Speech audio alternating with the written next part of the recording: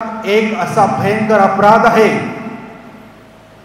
एक असं मोठं पाप आहे ज्याकडे फारसं पाहिलं जात नाही.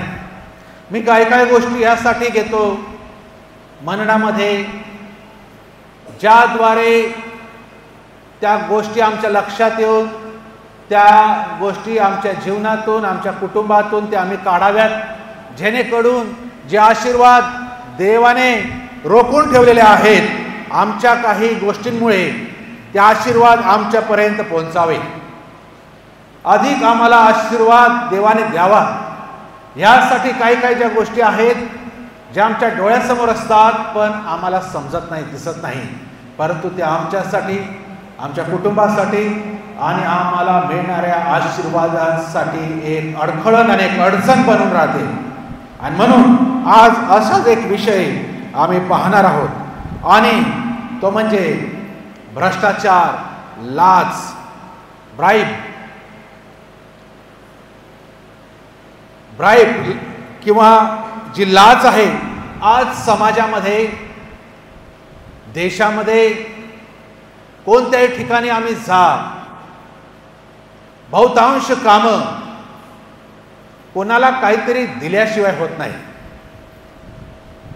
किंवा जो काम करणारा व्यक्ती असतो तो अशी आशाच बाळगतो की मला काहीतरी मिळावं, ना की त्याच्याबद्दल त्या व्यक्तीला मोबदला दिला असतो सरकारने किंवा त्या नोकरीसाठी, त्या पदासाठी, तरी देखील लोक लाच मागतात आणि लाच घेतात.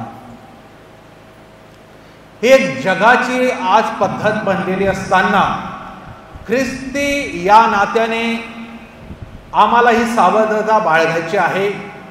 ना आम्ही लाच घ्यायची, ना आम्ही लाच द्यायची.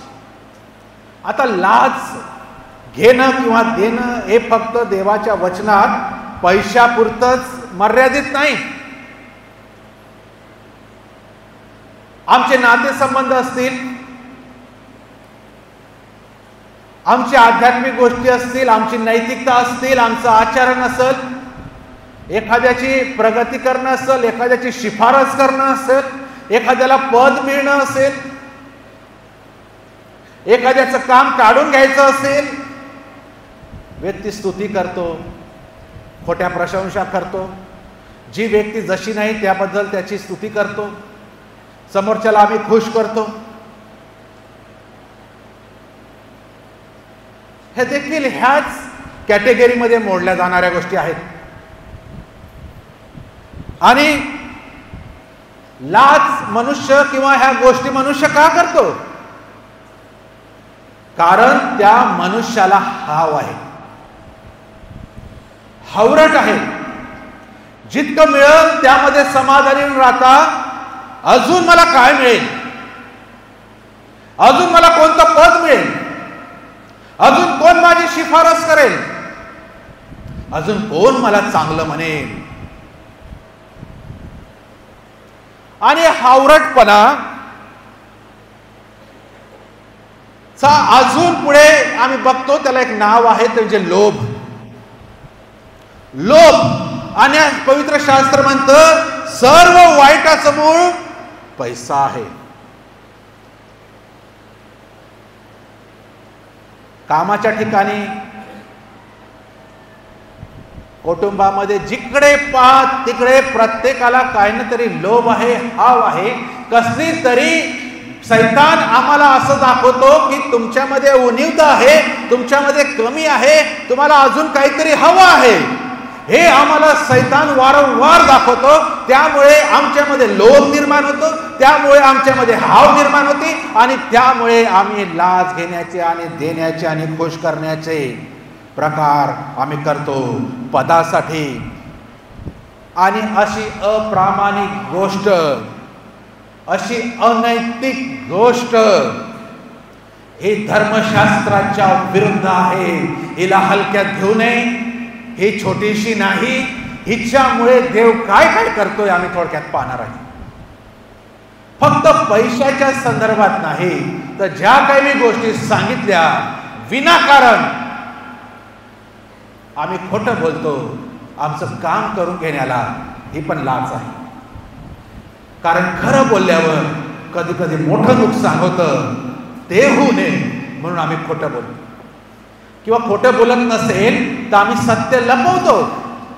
आम्ही म्हणतो आम्ही थोडी खोटं बोलतो. हो, पण तुम्ही सत्य सांगत नाही, आम्ही सत्य लपवतो. ही पण अप्रामाणिक गोष्ट आहे आणि पण देवाच्या दृष्टीने अतिशय अतिशय चूक आहे. आणि म्हणून लुकाचं सुवर्तमान याचा 3रा अध्याय आणि त्याच्या 14व्या वचनात म्हटलेले काही वचन आम्ही वाचणार आहोत. वेळ नाही आणि आपण ती लवकर लवकर पाहणार आहोत. लुकाचं सुवर्तमान याचा 3रा अध्याय आणि 14व्या वचनातील आहे. येशू म्हणतो, कोणावर जबरदस्ती करू नका व कुभांड आणू नका, तर आपल्या पगारात तृप्त असा. जे काय आहे त्यामध्ये कंटेंट राहा, जे काय आहे त्याच्यामध्ये सॅटिस्फाईड राहा, तृप्त राहा. कोणावर जबरदस्ती करू नका. जबरदस्ती आणि अतृप्त का असतो माणूस? कारण त्याला हाव असते, लोभ असतो. देवाने इस्रायला जेव्हा नियम दिले, आज्ञा दिल्या, किती दिल्या? आता संडे स्कूलची गोष्ट बरं, किती दिल्या? 10. नक्की. शेवटली आज्ञा काय आहे? शेवटली आज्ञा काय आहे?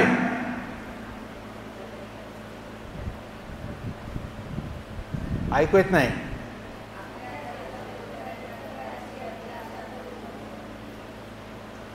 ही 10वी आज्ञा आहे का? हे खरं आहे का? चूक. ही 10वी आज्ञा आहे, पण ही अर्धी आहे.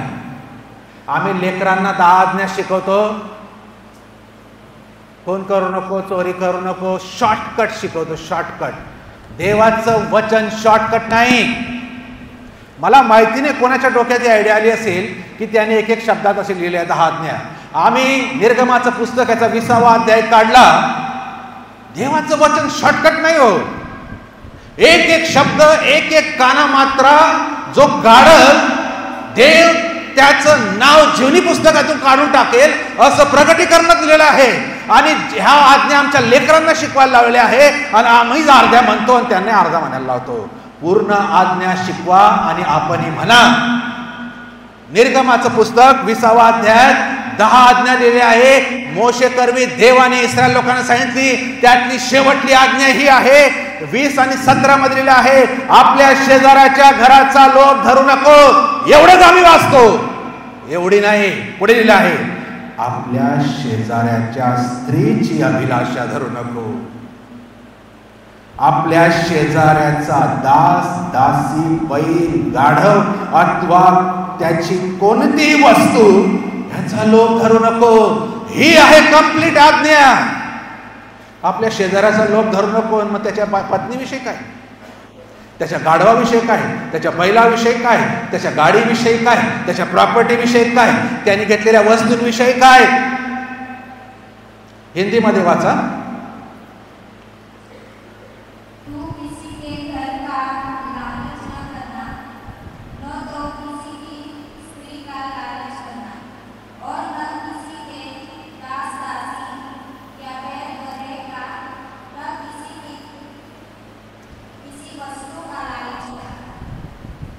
पण ते दुसरी ओळ परत वाचा. आपल्या शेजाऱ्याचा लोभ. आपल्या शेजाऱ्याच्या, ते काय शब्द आहे?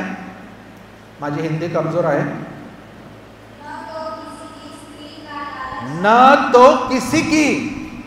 मराठी शास्त्रात लिहिलं आहे आपल्या शेजाऱ्याची, पण हिंदीमध्ये लिहिलं आहे न तो किसी की. शेजारीच नाही, कोणीही. च्या पुढे न तो किसी की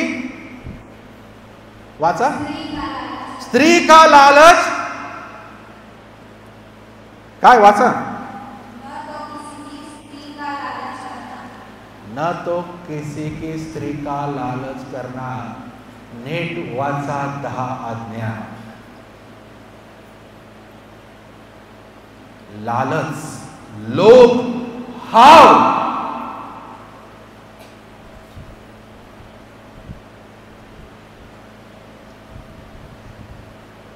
यापासून पळून जायला पाहिजे. मोह मोह अशी गोष्ट आहे ज्याला ह्या जगामध्ये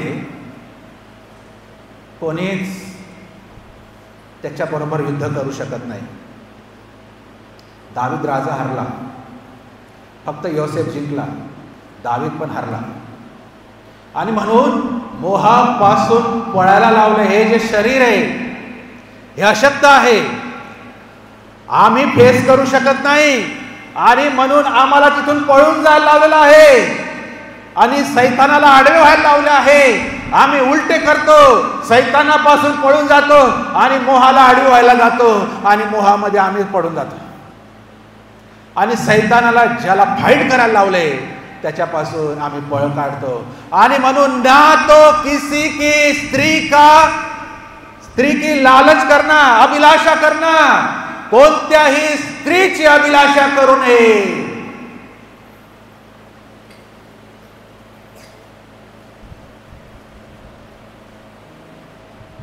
ह्याचा परिणाम पुढे आपण पाहणार आहोत. केली तर काय? लाच घेतल्यामुळे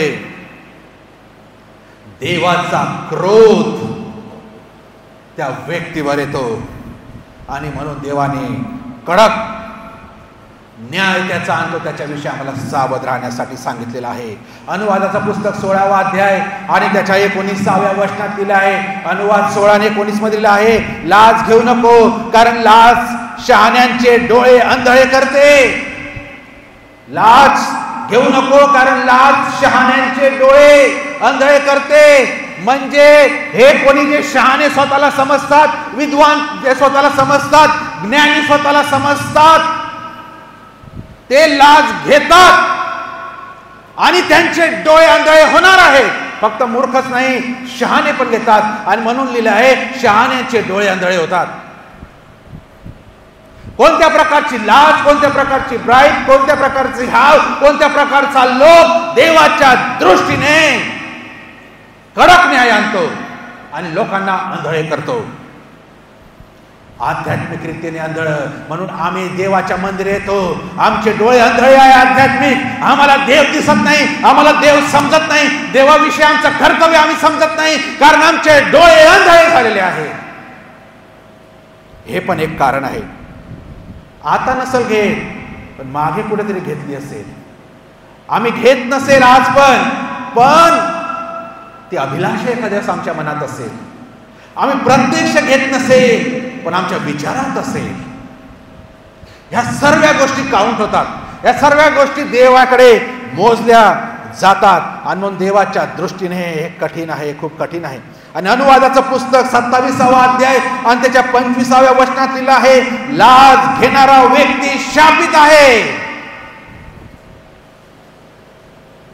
हाव करणारा व्यक्ती शापित आहे, लोभी व्यक्ती शापित आहे.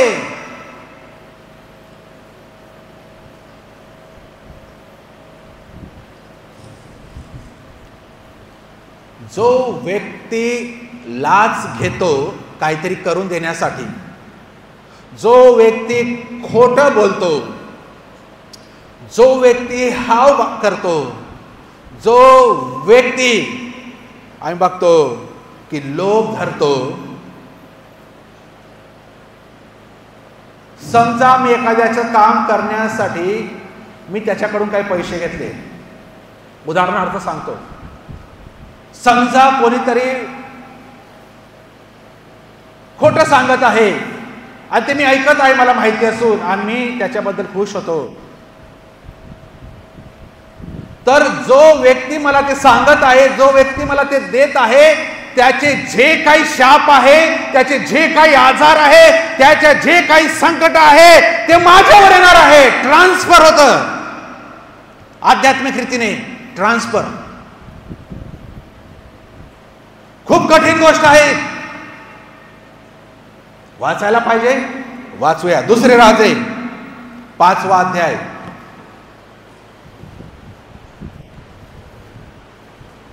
दुसरे राजे 5वा अध्याय मी वाचतो. नामान आणि गेहजी विषयीचा वृत्तांत आहे. आम्ही पुष्कळदा वाचलं असेल, माहिती असेल. आज नीट समजून घेऊया.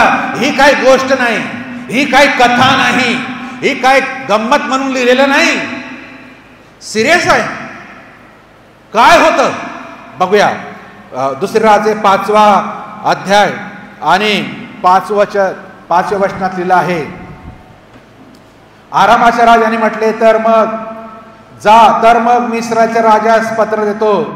मग तो पुरुष 10 किक्कार चांदी, सोन्याच्या 10,000 नाणी, 10 पोशाख घेऊन निघाला. 10 किक्कार चांदी, 10,000 सोन्याच्या नाणी आणि 10 पोशाख. एवढी संपत्ती आरामाच्या राजाने पाठवली. त्याचा सेनापती इस्रायलात जाऊन बरा व्हावा, जो पांढरा झालाय कोडानी त्याचं कोड जावं. आणि जेव्हा नामान ही सर्व संपत्ती घेऊन येतो, आम्ही तिथे बघतो 16वा आणि 17वा वचन.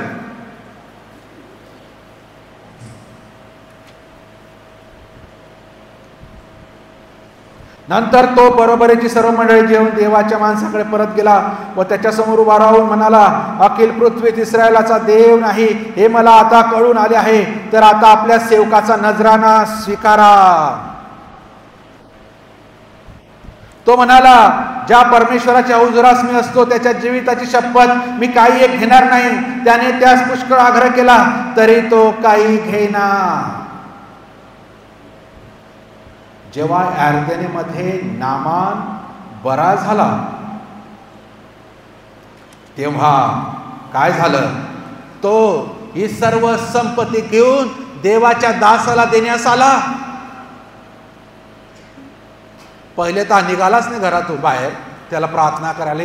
नामाला वाटलं हा येईल, माझ्यावर हात ठेवल, माझ्या रोगांसाठी प्रार्थना करेल. तो तिथूनच म्हणाला, जा त्या यार्देनेत बुडून घे 7दा. त्याला राग आला, पण तो डुबक्या मारतो, बरा होतो आणि ती सगळी संपत्ती घेऊन जेव्हा तो येतो तेव्हा देवाचा दास म्हणतो, ज्या परमेश्वराच्या हुजुरास मी असतो. नीट ऐका, मी कधी कधी विचार करतो, मी त्या सिच्युएशन मध्ये असतो किंवा त्यावेळेसची सिच्युएशन जर वेगळी आहे, पण आताच्या सिच्युएशन नेहमी मी फेस करतो, त्यामध्ये मी काय भूमिका घेतो, या देवाच्या दासासारखी घेतो. तो म्हणाला, ज्या परमेश्वराच्या हुजुरास मी असतो त्याच्या जीविताची शपथ मी काही एक घेणार नाही. त्याने त्यास पुष्कळ आग्रह केला तरी तो काही घेईना.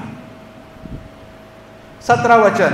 तेव्हा नामान म्हणाला, एवढी तरी निदान कृपा करा की आपल्या दासाला 2 खेचरांच्या ओझ्यांची माती द्या, कारण यापुढे आपला सेवक परमेश्वराशिवाय दुसऱ्या कोणत्याही देवाचा होम अर्पिणार नाही की यज्ञ करणार नाही.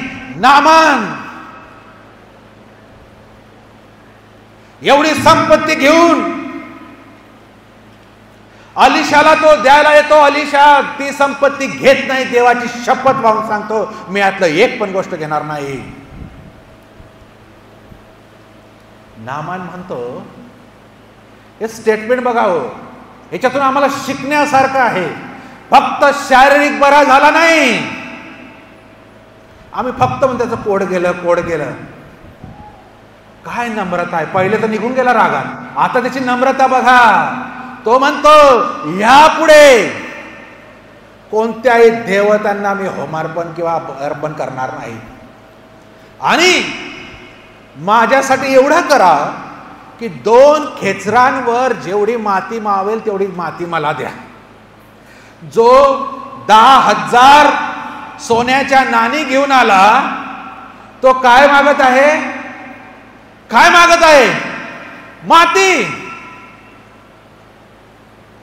माती मागतो.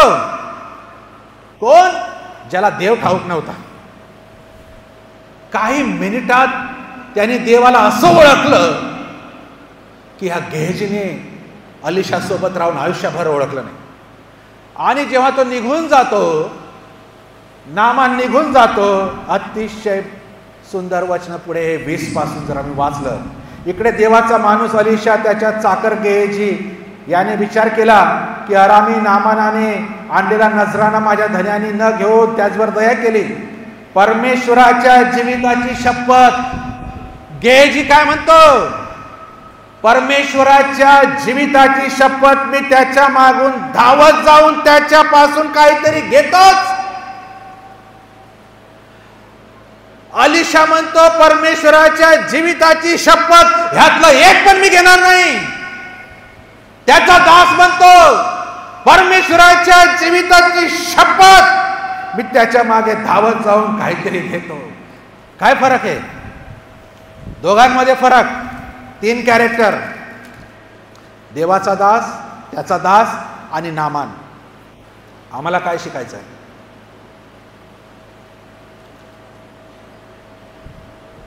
मग गेहेजी नामानाच्या मागून गेला. आपल्या मागून कोणी धावत येत आहे नामानाने पाहिलं. हा लालची माणूस, हा लोभी माणूस धावत येते. धावत. इमॅजिन करूया, ज्या देवाच्या दासाने एक गोष्ट जी घेतली नाही त्याला परतून दिलं. देवाचं वचन म्हणतं फुकट दिलं, फुकट द्या. ते घेण्यासाठी हा गेहेजी धावत आहे त्याच्या रथाच्या मागे. पैशांसाठी धावत आहे, लोभासाठी, हावरटपणासाठी तो धावत आहे. पुढे म्हणतो गेहेजी म्हणाला सर्व ठीक आहे, माझ्या धन्याने आपल्याला असे सांगावयास पाठवले आहे की नाही. बघा किती खोटं बोलत आहे. माझ्या धन्याने असं सांगावयास पाठवले आहे की पहा, इफ्राईमाच्या डोंगरी प्रदेशातून संदेशाचे 2 शिष्य माझ्या इथे नुकतेच आले आहेत. त्यांच्यासाठी 1 किक्कार चांदी व 2 पोशाख द्या. खोटं बोलतो. नामाला सांगतो आत्ताच पाहुणे आलेले आहेत, त्यांच्यासाठी माझ्या मालकाने 1 किक्कार चांदी आणि 2 पोशाख मागितलेले आहेत, ते मला द्या. परत नामान काय म्हणतो बघा, 23व्या वचनात नामान म्हणतो, हा मागतो 1, नामान म्हणतो 2 घेऊन जा. 2 घेऊन जा, मी तर सर्वच द्यायला आलो होतो. आणि वरून त्याच्या सेवकांना त्या गोष्टी त्यांच्या खांद्यावर ठेवून ह्याच्यासाठी पोहोचवायला पण लावतो. इथे नामानाचा पार्ट संपतो, उरतो 2 जण हातात.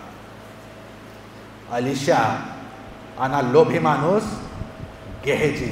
काय होतं? ज्या देवाच्या दासाला घरात बसल्या बसल्या सर्व समजतं, हे त्याला समजणार नाही का? हे गेहेजीला कसं समजलं नाही? घरात पिक्चर पाहावा असं तो अलिशा पाहत आहे सर्व. आणि काय झालं? 26व्या वचनात, 25व्या वचनात म्हणतं, अलिशा त्यास म्हणाला, गेहेजी तू कुठून आलास? गेहेजी म्हणतो, आपला दास कोठेही गेला नव्हता. अजून खोटं, अजून खोटं पैशासाठी. आणि मग 26 आणि 27 वचन महत्वाचे आहे. तो म्हणाला, तो पुरुष तुला भेटाव्यासाठी आपल्या रथावरून उतरून मागे फिरला तेव्हा माझे लक्ष तिकडे न गेले नव्हते काय? चांदी, वस्त्र, जैतुनाचे बाग, द्राक्षाचे मळे, शेरडे, मेंढरे, गुरे डोरे, दास दासी घेण्याचा हा समय आहे काय? नीट ऐका. चांदी, वस्त्र, जैतुनाचे बाग, द्राक्षाचे मळे, शेरडे, मेंढर, गुरे ढोरे, दास दासी घेण्याचा हा समय आहे काय?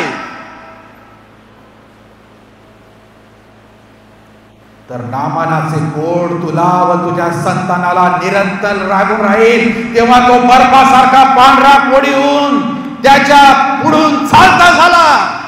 ऑन दी स्पॉट, तत्क्षणी नामानाचं सर्व कोड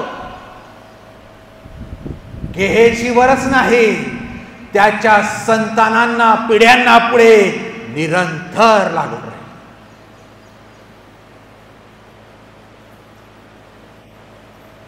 लाज देणाऱ्याचा शाप, लाज देणाऱ्याचे रोग, लाज देणाऱ्याच्या पीडा, लाज देणाऱ्याचे संकट, लाज देणाऱ्याचे बंधन जे आम्ही घेतो आणि जो आम्हाला देतो ते सर्व आमच्यावर येतं. मग ते थोडे पैसे, ती प्रशंसा, ते पद, ती शिफारस ही महत्वाची, किंवा त्याच्या बरोबर आलेल्या इतर भयानक गोष्टी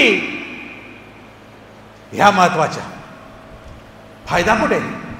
आम्हाला फक्त क्षणिक गोष्टीचा तात्पुरता प्रशंसा, तात्पुरतं बढती, तात्पुरतं पद, तात्पुरती पैसे आम्हाला दिसतात, पण जो देणारा असतो बिचारा कोणत्या मार्गाने आणलेले असतात त्या कष्टाने. कर्ज घेऊन लोक लाच देतात आपलं काम होण्यासाठी. ते आपण जो घेतो त्याचे सर्व शाप या घेणाऱ्यावर येतात. नाम गेहजीवर, त्याच्यावरच नाही, त्याच्या संतानांना निरंतर निरंतर लागून राहिले. निरंतर.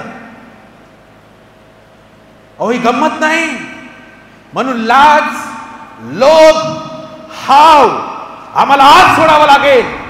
किंवा गत काळात आम्ही जर या गोष्टीमध्ये गुंतलेले असेल, आज आम्हाला क्षमा मागावी लागेल, आज आम्हाला प्रायश्चित करावं लागेल. म्हणून आम्हाला आज आशीर्वाद नाही, म्हणून आमचं काय होत नाही, म्हणून आमच्या लेकरांचं काय होत नाही. न जाणो मागील दिवसामध्ये मी कसली तरी हाव धरली, न जाणो मागील दिवसामध्ये मी कोणाला लुबाडलं, न जाणो मागील दिवसामध्ये मी शेजाऱ्याचा लोभ केला. म्हणून माझ्यावर आणि माझ्या नंतर माझ्या लेकरांवर या गोष्टी लागून आहेत, चिटकून आहेत. आणि सैतानाने नव्हे, देवानेच दिलेले आहेत.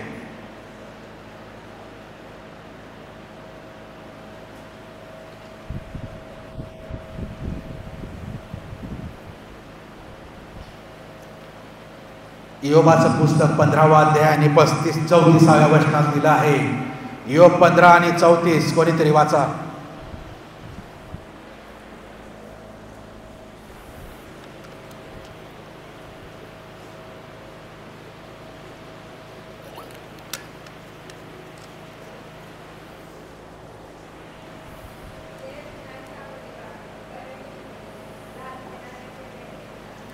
लाज घेणाऱ्यांचे डेरे अग्नी भक्षील.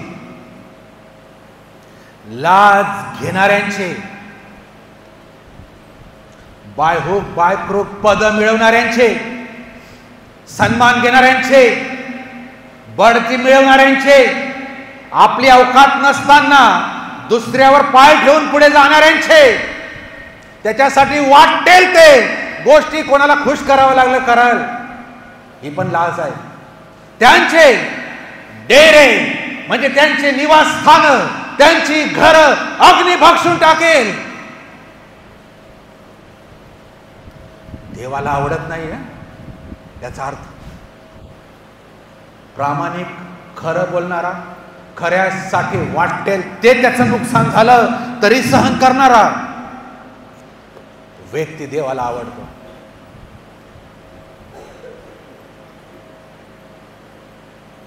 कदाचित आम्हाला लाज मिळत नसेल, पद मिळत नसेल, प्रशंसा मिळत नसेल, बढती मिळत नसेल, पण त्याची हाव इथे असेल, त्याची अभिलाषा इथे असेल, त्याची हाव इथे असेल. त्या सर्वांसाठी पण गंभीर इशारा. आमचे डेरे अग्नी भक्षून टाकेल असं देव म्हणतो. आम्ही अनितीचे भागीदार होतो. आमोसचं पुस्तक 5वा अध्याय आणि त्याच्या 12व्या वचनात लिहिलं आहे. आमोस 5 आणि 12 लिहिलं आहे, तुमचे अपराध किती आहेत व तुमची पातके किती घोर आहेत हे मला ठाऊक आहे. तुम्ही लाच घेता. म्हणजे लाच घेणारा व्यक्ती ह्यांचे अपराध आणि ह्यांचे पातक घोर आहेत, अक्षम्य आहेत, भयंकर भयंकर आहे देवाच्या दृष्टीने. एकाने लाच दिली होती सर्वात पहिले. ही उगम कुठे झाला माहिती? स्वर्गात. या लुसिफराने 1/3 देवदूतांना बहकावलं. त्यांना काय ते दिलं, मी तुला हा बनवल, तुम्हाला ते बनवल, तुला चेअरमन बनवल, तुला व्हाईस चेअरमन बनवल, तुला खजिनदार बनवल. अशा सगळ्यांना त्यांनी लाच दिली असेल. मला देव बनवा वर. लुसिफराने सर्व चांगलं होतं. त्याच्या देवानंतर कोण असेल तर हा होता. देवाचं तेज देवाला कोणी पाहू शकत नाही, देवदूत पण पाहू शकत नाही. त्याचं तेज इतकं होतं की देवदूत पाहतील तर जळून जातील. तर ते तेज त्याच्या पंखाने तो अडवायचा, इतकं सामर्थ्य आणि बल या लुसिफरात होता. अजून काय बाकी याला देण्याचं? तरी ह्याला हाव आणि मोह आणि लालसा निर्माण झाली की देवापेक्षा उंच माझं सिंहासन मी स्थापित म्हणतो आणि त्याच्या बरोबर या सर्वांना भ्रष्ट करतो. लाज, आमिष दिलं त्याने. पैशाचं तर नसेल दिलं, पण मला वाटतं पदाचं तर दिलं असं. तू खजिनदार हो, तू सेक्रेटरी हो, तू हे बन, तू ते बन, अजून काय असतील पद मला एवढेच माहिती. आणि त्या असंख्य देवदूतांनी विचार करा, त्यांना ती लाज एवढी पटली की त्यांनी देवाविरुद्ध बंड केला. हो, देवाविरुद्ध बंड केला. त्याचे परिणाम, त्याचे कॉन्सिक्वेन्सेसचा विचार त्यांनी केला नाही. याचा अर्थ लाज डोळे अंधळे करतं. यांचे डोळे अंधळे होऊन गेले. यांना समजलं नाही देव आमच्या बरोबर काय करेल जर आम्ही असं वागलो तर. पण त्यांना ती हाव दिसली. असंच आज पण आमच्या सोबत होतं. जेव्हा लाच मिळते, त्या लुसिफराचे सर्व शाप त्या देवदूतांवर आले दुसऱ्या, आणि आज ते यातना भोगत आहे कायमसाठी. तसंच जेव्हा आम्ही लाच, हाव आणि लोभ धरतो, आम्ही आंधळे बनतो. आंधळे. कोणी मला 10,000 दिले एखादं काम करून घेण्यासाठी खोट्या रीतीने, एखाद्या वेळेस मी घेणार नाही. आमची लिमिट केवढी आहे सैतान चेक करतो. काय तर 100 रुपयात मानून जातात. हो, 100 रुपयात केवढी लिमिट आहे. 10 दिले 1000 तर काय होईल? नाही, मी नाही करणार, मी ख्रिस्ती. ठीक आहे, 1 लाख घे.